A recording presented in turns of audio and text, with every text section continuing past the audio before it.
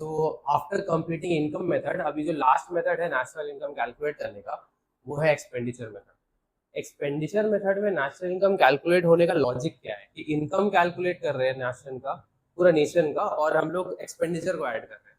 इसके पीछे भी एक लॉजिक है, क्योंकि एक इंसान का एक्सपेंडिचर दूसरा का इनकम हो रहा है।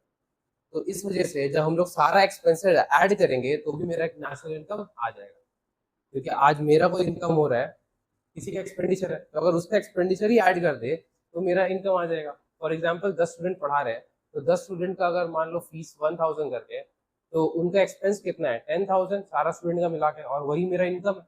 तो सारा एक्सपेंस ऐड करने से भी नेशनल इनकम आ जाता है। अभी एक्सपेंस को कैसे करके आइडेंटिफाई करेंगे, तो to is the process, national income को हम लोग जो भी एक्सपेंसेस है उसको हम लोग कैटेगरी वाइज डिवाइड करते हैं।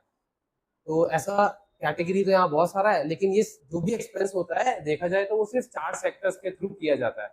पहला है, ये सेक्टर हम लोग ऑलरेडी जानते हैं, सर्कुलर में पढ़ते भी है। पहला है हाउस होल्ड, नॉर्मल इंसान। दूसरा है फर्म यानी बिजनेस का बात कर रहा है। और तीसरा है गवर्नमेंट।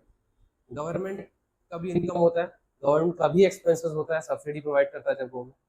और लास्ट आता है rest of the world. Rest of the world मतलब बाहर, कंट्री के बाहर या इकोनॉमी के बाहर का बात कर रहे हैं, क्योंकि रेस्ट ऑफ द वर्ल्ड भी तो कुछ एक्सपेंसेस करता है हम लोगों की कंट्री पे। फॉर एग्जाम्पल, हम लोगों कंट्री से जब कोई सामान एक्सपोर्ट होता है तो वो बाहर वाली कंट्री के लिए वो क्या होता है, एक्सपेंस होता है ना, क्योंकि वो हम लोगों को पे करता है, तो वो भी एक्सपेंस ऐड करेंगे तो हम लोगों का एक्सपोर्ट आ जाएगा। तो वही चीज़ है यहाँ पे। अब एक्सपेंडिचर मेथड में कैटेगरीज क्या क्या है, 4 सेक्टर तो समझ गए, बट ये 4 सेक्टर में एक्सपेंसेस क्या क्या है। पहला एक्सपेंस फाइनल कंजम्पशन एक्सपेंडिचर। इसका मतलब होता है वो कंजम्पशन एक्सपेंडिचर जो फाइनल कंज्यूमर कर रहा है। फाइनल कंज्यूमर का भी 2 पार्ट हो जा रहा है, एक प्राइवेट एक गवर्नमेंट। प्राइवेट में नॉर्मल लोग आ जाते हैं, जैसे हम लोग कोई सामान खरीद रहे हैं, घर के लिए राशन खरीद रहे हैं, या फिर हम लोग बाइक खरीद रहे हैं घर पे यूज करने के लिए, तो वो सारा चीज जो है वो आ जाता है मेरा final, private final consumption expenditure में। अगर एनपीओ और स्कूल भी अगर कुछ एक्सपेंसेस कर रहा है तो वो भी इसके अंदर ही आ जाता है। नेक्स्ट है गवर्नमेंट फाइनल कंजम्पशन एक्सपेंडिचर। अभी इसमें क्या क्या आएगा, देखो गवर्नमेंट का जो खर्चा है वो सिर्फ रेगुलर वाला नहीं होता है, 2 तरह का खर्चा करता है गवर्नमेंट। एक कुछ एसेट बनाने में, एक रेगुलर लाइफ का खर्चा। फॉर एग्जाम्पल, अगर कोई गवर्नमेंट पार्क बनाया है या फिर रोड बनाया है, तो वो जो खर्चा है वो एक्सपेंडिचर है। अकाउंट्स में हम लोग कैपिटल एक्सपेंडिचर भी बोलते हैं उसको। तो वो कैपिटल एक्सपेंडिचर जो है, क्या वो गवर्नमेंट का फाइनल कंजम्पशन एक्सपेंडिचर है? हाँ वो भी है, बट कैपिटल नेचर का है। इसके अलावा भी गवर्नमेंट का एक टाइप होता है एक्सपेंडिचर का, करेंट एक्सपेंडिचर। जैसे सैलरी दे रहा है मिलिट्री को, उसके अलावा गवर्नमेंट एम्प्लॉय है उसका सैलरी, स्कूल गवर्नमेंट स्कूल है उसके अंदर जो टीचर का सैलरी है, प्रिंसिपल का सैलरी है, वो सारा इसके अंदर फॉल करता है। क्योंकि गवर्नमेंट अगर वो एक्सपेंस कर रहा है तो वो टीचर का इनकम है, तो कहीं ना कहीं हम अगर एक्सपेंस ऐड कर ले, इसका एक्सपेंस को कैलकुलेट कर ले, मतलब कंसिडर कर ले, तो मेरा नेशनल इनकम में भी वो ऐड हो जाएगा, क्योंकि वो टीचर का इनकम है। लॉजिकली भी यहाँ पे हम लोग समझ गया। नेक्स्ट है हम लोगों का इन्वेस्टमेंट वाला साइड। इन्वेस्टमेंट वाला साइड में एक चीज ध्यान रखना, हम लोग आइडेंटिफाई भी कर सकते हैं ये चीज कि फाइनल कंजम्पशन एक्सपेंडिचर जो पड़ा था इसमें हम लोगों का एक इन्वेस्टमेंट ये भी है, बट वो गवर्नमेंट का है। तो यहाँ पे डबल काउंटिंग होता अगर यहाँ लेता, इसलिए यहाँ पे कोई भी गवर्नमेंट का चीजें नहीं दिख रहा है। देखते हैं क्या क्या है। ग्रॉस इन्वेस्टमेंट एक्सपेंडिचर, इसका दूसरा नाम है ग्रॉस डोमेस्टिक कैपिटल फॉर्मेशन। इसमें क्या क्या आता है, इसमें 3 चीज आता है। पहला है ग्रॉस फिक्स्ड बिजनेस इन्वेस्टमेंट। ये इन्वेस्टमेंट किसका होता है, ये बिजनेस का होता है।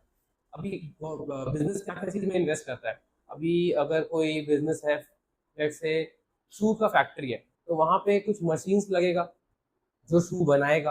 क्रॉक्स है मान लो, तो क्रॉक्स में जो बनाने के लिए मोल्ड वोल्ड लगता है, जो मेल्ट करके बनता है। मोल्ड में रबर्स का जो बॉल्स आता है उस टाइप का, वो मेल्ट होता है, मेल्ट होने के बाद वो मोल्ड में अपना क्रॉक्स का शेप ले लेता है। वो जो मोल्ड है वो क्या कैपिटल एक्सपेंडिचर है? हाँ कैपिटल एक्सपेंडिचर है। और वो इन्वेस्टमेंट, इकोनॉमिक्स में हम लोग बोलेंगे उसको gross fixed business investment. Plant and machinery purchase by manufacturing department, या अगर हम लोग रिकॉर्डिंग के लिए माइक ले रहे हैं और माइक ये काम अगर मेरा प्रोफेशन है, तो ये भी इसमें ही आ जा रहा है। बिजनेस का प्रोफेशन है तो इसमें ही आ जा रहा है। नेक्स्ट है इन्वेंट्री इन्वेस्टमेंट।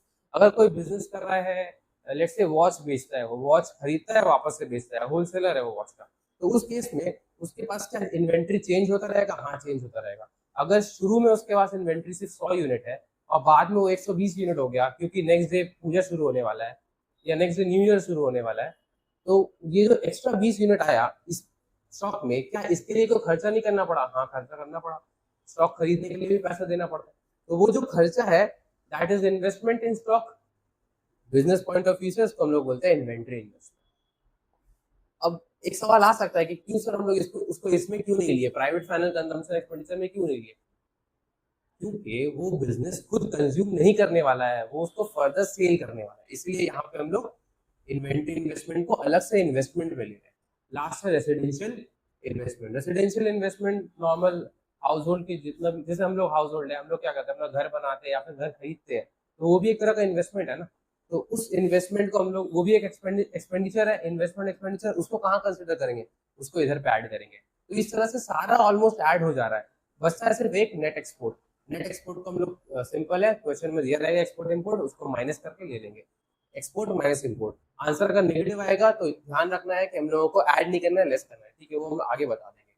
और एक चीज ध्यान रखना है कि नेट एक्सपोर्ट कभी भी ऐड नहीं होगा अगर ये जो पूरा हम एक्सपेंडिचर मेथड से नेशनल इनकम निकाल रहे हैं वो अगर हम एक क्लोज्ड इकोनॉमी का निकाल रहे हैं। क्लोज्ड इकोनॉमी मतलब ऐसा इकोनॉमी जहां पे इंटरनेशनल ट्रेड नहीं होता। अगर इंटरनेशनल ट्रेड ही नहीं होता तो एक्सपोर्ट इंपोर्ट होगा ही। तो अगर एक्सपोर्ट इंपोर्ट नहीं होगा तो इसको ऐड कैसे करेंगे, इसको कंसिडर नहीं करना। अगर दिया रहेगा मतलब कॉन्सेप्चुअली क्वेश्चन गलत है। क्लोज इकोनॉमी में एक्सपोर्ट इंपोर्ट कहाँ से आ रहा है, तो वो चीज हम लोग हटा देंगे क्लोज इकोनॉमी में। इसी वजह से यहाँ पे हम किया भी है, ये बाद में समझा देंगे। यहाँ तक हम लोगों का पूरा कंप्यूटर कर सारा एक्सपेंसेस आ गया। अब ये सारा एक्सपेंसेस को ऐड कर लेंगे, ये सारा एक्सपेंसेस होगा ना, जैसे मान लो यहाँ 100 है, 200 है, 500 ऐसा करके सारा ऐड कर लिया। ऐड करने से मेरे पास आ जाता है जीडीपी एट एमपी। ये याद रखना कि इस मेथड में आंसर यहाँ पे ऐड करने से जीडीपी एट एमपी आता है। वैल्यू एडेड मेथड में भी जीडीपी एट एमपी आता है, यहाँ पे भी जीडीपी एट एमपी आता है। सिर्फ इनकम मेथड में सारा इनकम का कंपोनेंट ऐड करने से एनडीपी एट एफसी आता है, सिर्फ वहां पे ऐसा होता है। यहाँ पे जीडीपी एट एमपी आ गया। फिर हम लोगों का लेक्चर नंबर 2 अगर तुम लोग देखे हो तो वहां पे हम लोग इसको कैसे कैलकुलेट करना है वो सिखाया। ग्रॉस में से ग्रॉस है, यहाँ पे नेट में जाना है, डेप्रिसिएशन माइनस करना होता है। डोमेस्टिक है, नेशनल में जाना है, छोटा वाला है बड़ा में जाना है, तो क्या करना होगा, एनएफआई ऐड करना होगा। मार्केट प्राइस हमेशा बड़ा होता है क्योंकि उसमें टैक्स इंक्लूडेड होता है, उसको हम लोग टैक्स माइनस करेंगे तब जाके फैक्टर कॉस्ट आएगा। तो यहाँ पे मार्केट प्राइस में से नेट इनडायरेक्ट टैक्स माइनस कर दिया। Alternatively net indirect tax is बोल सकते हैं थोड़ा नेट वाला फिगर है ना, इसमें कुछ ना कुछ प्लस माइनस हुआ है, तो वो ऑल्टरनेटिवली हम लोग यहाँ पे दिखा दिया है। ऑल्दो वो सेकंड क्लास में देखने से वो क्लियर मिल जाएगा। तो माइनस इनडायरेक्ट टैक्स करेंगे, ऑब्वियसली मार्केट प्राइस में टैक्स इंक्लूडेड है उसको हटाना है, प्लस करेंगे सब्सिडी। ये करने से मेरे पास एनएनपी यानी नेशनल इनकम आ जाएगा। नेशनल इनकम आने के बाद ये तो ठीक है, ये हो गया हम लोगों का डिटेल्ड कैटेगरी। लेकिन अगर एक सम अप कर दे इसको तो यहाँ पे ना मेजरली 3 एक्सपेंडिचर है, टोटल 4 एक्सपेंडिचर है। तो वो 4 एक्सपेंडिचर क्या क्या है? एक तो मेरा कंजम्पशन एक्सपेंडिचर है, तो यहाँ पे हम लिख देते हैं सी। यहाँ पे गवर्नमेंट का है तो गवर्नमेंट के लिए जी। यहाँ पे इन्वेस्टमेंट हो रहा है तो इन्वेस्टमेंट के लिए आई, गवर्नमेंट के लिए ये वाला डाला हमने, ठीक है। सी प्लस आई प्लस जी, सी प्लस आई प्लस जी प्लस और एक चीज हो रहा है ये वाला जो चीज है ये ऐड कर रहे हैं। तो ये सब जब हम लोग ऐड करते हैं तो भी मेरा नेशनल इनकम आ जाता है। लेकिन ध्यान रखना ओपन इकोनॉमी में जहाँ पे मेरा इंटरनेशनल ट्रेड होता है यानी एक्सपोर्ट इंपोर्ट भी होता है, तो वैसा सिचुएशन में हम लोग ये फॉर्मूला यूज करेंगे। एमसीक्यू आने वाला है तो वहां एमसीक्यू में अगर रहेगा तो हम लोग क्या करेंगे, ये वाला टिक मारेंगे। ओपन इकोनॉमी अगर है, अगर क्लोज है तो ये करेंगे। अब एक चीज और है कि अगर ये क्लोज है तो ये चीज तो रहेगा ही नहीं, सिर्फ ये 3 चीज रहेगा। यहाँ तक तो ठीक है, लेकिन अगर ओपन है तो ओपन में ये फिगर रहेगा। अब ऐसा हो सकता है कि एक्सपोर्ट माइनस इंपोर्ट करके आंसर आ रहा है नेगेटिव में। अगर आंसर नेगेटिव में आ रहा है तो यहाँ पे तुम लोगों को क्या करना होगा, ये आंसर ऑब्वियसली अगर जिसका मैथ्स अच्छा है तो जानता होगा कि नेगेटिव में -20 आ रहा है तो माइनस प्लस माइनस होता है। तो इन तीनों फिगर के साथ 20 को प्लस मत कर देना, माइनस करना होता है। इतना करने से हम लोगों का पूरा एक्सपेंडिचर मेथड कंप्लीट हो जाएगा। न्यूमेरिकल्स आएगा यही फॉलो करना है, और अगर थ्योरेटिकल आएगा तब तो फिर तुम लोगों को ये चीज डायरेक्टली हो जाएगा, ठीक है। तो इतना